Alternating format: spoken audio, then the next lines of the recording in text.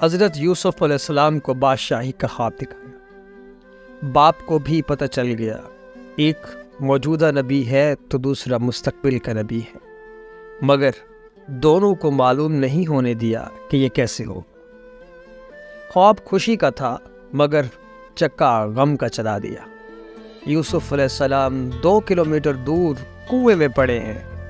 باپ کو خوشبو نہیں آنے دی، کیونکہ اگر خوشبو آ گئی تو باپ رہ نہیں سکے گا، چاکر نکلوا لے گا، جبکہ بادشاہی کے لیے سفر اسی کنویں سے لکھا گیا تھا۔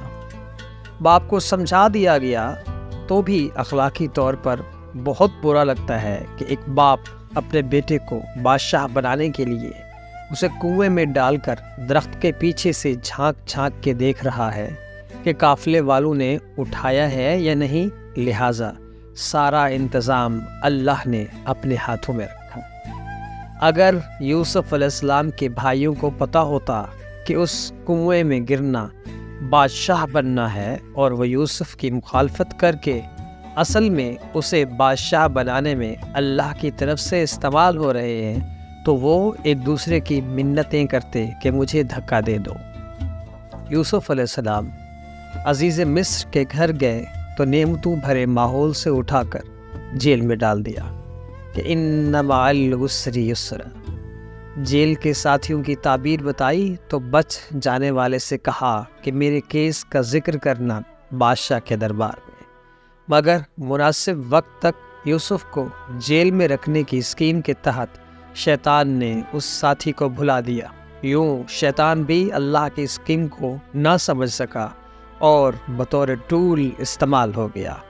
اگر اس وقت یوسف علیہ السلام کا ذکر ہو جاتا تو یوسف علیہ السلام سوالی ہوتے، اور رب کو یہ پسند نہیں تھا کہ اللہ کی اس اسکیم میں بادشاہ کو سوالی بن کر آنا تھا، اور پھر بادشاہ کو خواب دکھا کر سوالی بنا دیا، اور یوسف علیہ السلام کی تعبیر نے ان کی عقل و دانش کا سکہ جما دیا۔ بادشاہ نے بلایا تو فرمایا میں NRO کے تحت باہر نہیں آؤں گا جب تک عورتوں والے کیس میں میری بے گناہی ثابت نہ ہو جائے۔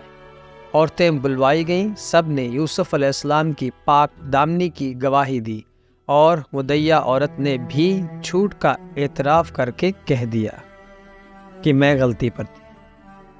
وہی قحط کا خواب جو بادشاہ کو یوسف علیہ السلام کے پاس لایا تھا، وہی قحط ہانکا کر کے یوسف کے بھائیوں کو بھی یوسف علیہ السلام کے دربار میں لے آیا اور دکھا دیا کہ یہ وہ بے بس معصوم بچہ ہے جسے تمہارے حسد نے بادشاہ بنا دیا۔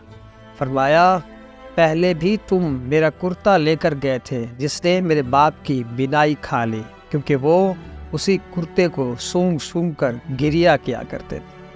اب یہ کرتا لے جاؤ کہ وہ کھوئی ہوئی بینائی واپس لے آئے گا۔ اب یوسف نہیں، یوسف کا کرتا مصر سے چلا ہے تو کنعان کے صحرا میں مہک اٹھے یعقوب علیہ السلام چیخ پڑے۔ سبحان اللہ! جب رب نہیں چاہتا تھا تو 2 کلومیٹر دور کے کنویں سے خبر نہیں آنے دی، جب سوئچ آن کیا ہے تو مصر سے کنعان تک خوشبو سفر کر گئی ہے۔